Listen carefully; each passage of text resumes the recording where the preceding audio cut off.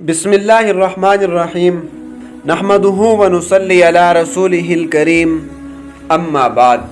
عزیز سامعین، آج میں آپ کو ایسے 10 فقروں کے بارے میں بتاؤں گا کہ جو شخص ہر نماز کے بعد وہ 10 فقرے دہراتا ہے تو اللہ پاک دنیا کے اندر بھی اس کے لیے کافی ہو جاتے ہیں اور آخرت کے اندر بھی اس کے لیے کافی ہو جاتے ہیں۔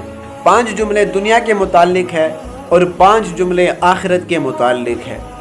جو شخص دنیا والے جملے ہر نماز کے بعد دہراتا ہے، اللہ پاک دنیا کے اندر کسی قسم کی تنگی، کسی قسم کی پریشانی یا اس کے خلاف کوئی قسم کے منصوبے جو برے اس کے خلاف بنائے جاتے ہیں، اللہ پاک ان سب منصوبوں کو ناکام کر دیتے ہیں۔ اور جو جملے آخرت کے متعلق ہے، جو شخص وہ ہر نماز کے بعد دہراتا ہے تو اللہ پاک آخرت کے تمام منازل اس کے لیے آسان کر دیتے ہیں اور اس کو جنت کے اندر داخل کر دیتے ہیں۔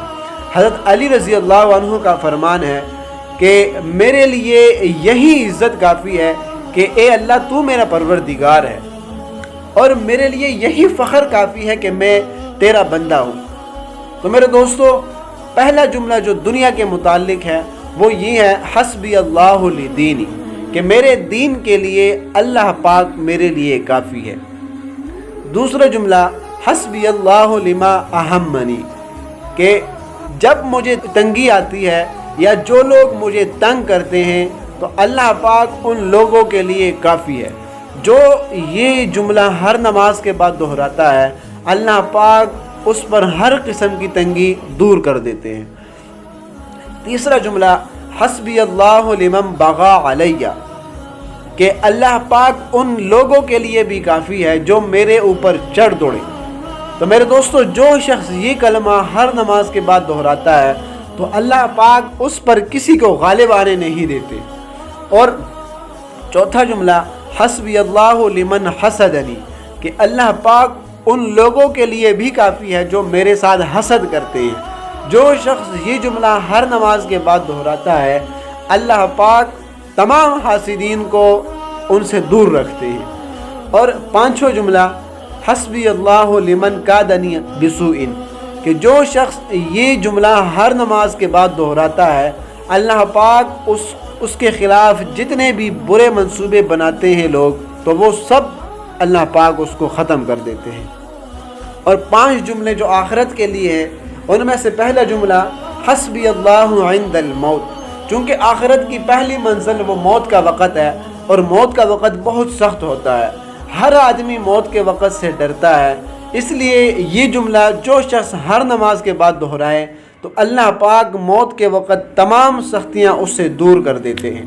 دوسرا جملہ حسبی اللہ عند المسألۃ فی القبر، کہ موت کے بعد دوسرا مرحلہ قبر کا ہے اور قبر کے اندر بہت سخت سوالات ہوتے ہیں۔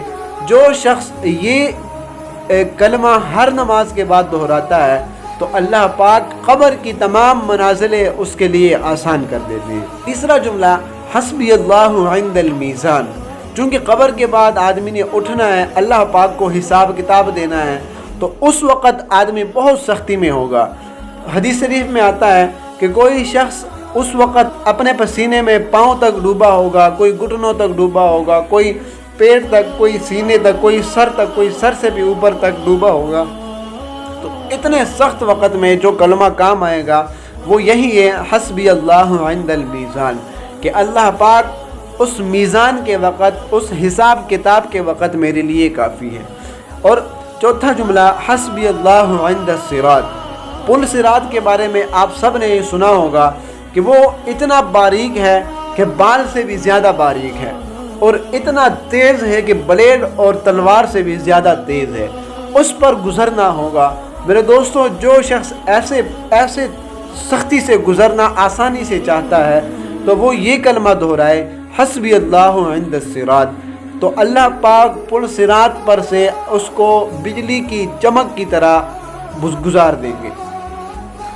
اور آخری جملہ حسبی اللہ لا الہ الا هو علیہ توکلت وَإِلَيْهِ أُنِيبُ، میرے لیے وہ اللہ کافی ہے جس کے علاوہ کوئی معبود نہیں ہے، میں اسی پر توکل کرتا ہوں اور اسی کی طرف لوٹ کر ہم نے جانا ہے۔ میرے دوستو، جو شخص یہ جملے ہر نماز کے بعد دہراتا ہے تو اللہ پاک اس کے لیے دنیا میں بھی کافی ہو جاتے ہیں اور آخرت میں بھی کافی ہو جاتے ہیں۔ اللہ پاک سے دعا کرتے ہیں کہ اللہ پاک ہمیں دنیا اور آخرت میں کسی کا محتاج نہ بنائے۔ وآخر دعوانا ان الحمد للہ رب العالمین۔